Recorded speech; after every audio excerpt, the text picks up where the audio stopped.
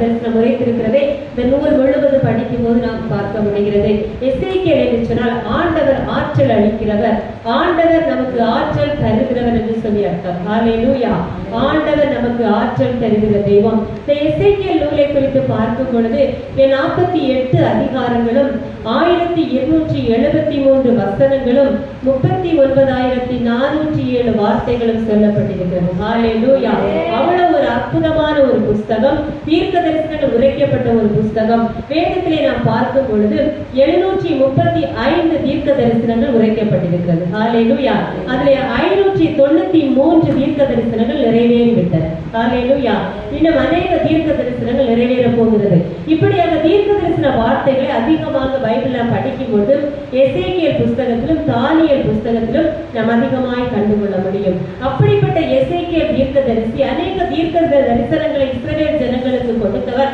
அநேக காரியங்களை அவருடைய சமூகத்திலிருந்து பெற்று ஜனங்களுக்கு சொன்ன ஒரு எசேக்கியேல் தீர்க்கதரிசி அவர் மனம் கசந்து போக காரணம் என்னவென்று சொன்னால், எவ்வளவோ தீர்க்க தரிசனங்கள் உரைத்தும் ஆண்டவர் சொல்ல சொன்ன வார்த்தைகளை சொல்லியும் அந்த இஸ்ரவேல் ஜனங்கள் எப்படி காணப்பட்டார்கள்? செவி கொடாமல் போனார்கள். ஹல்லேலூயா.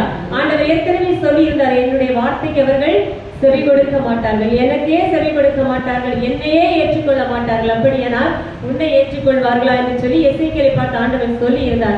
ஆனாலும் இந்த எசேக்கியேல் சொல்லிதான், நீ தொடர்ந்து தீர்க்க தரிசனம் உரைத்துக் கொண்டே இரு, தொடர்ந்து இறை வார்த்தைகளை சொல்லிக் கொண்டே இரு, அப்பொழுது மாற்றம் வரும் என்று சொல்லி ஆண்டவர் சொன்னதுனால எசேக்கியேல் தீர்க்கதரிசி அதிக தீர்க்க தரிசனங்கள் அங்கே சொல்லுகிறதை பார்க்கிறோம்.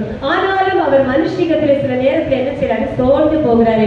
ஆவி என்னை உயரே எடுத்துக்கொண்டது, நான் என் ஆவியின் உக்கிரத்தினாலே மனம் கசந்து போனேன் என்று சொல்லுகிறான்.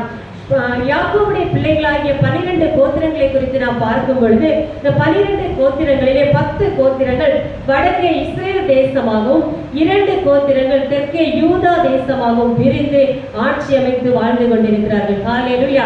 10 கோத்திரங்கள் தனியாக பிரிந்து போகிறது, அதை இஸ்ரேல் என்று சொல்லியும் 2 கோத்திரங்கள் யூதா என்று சொல்லியும் சொல்லப்படுகிறது. இந்த இஸ்ரேலை குறித்து நாம் பார்க்கும் பொழுது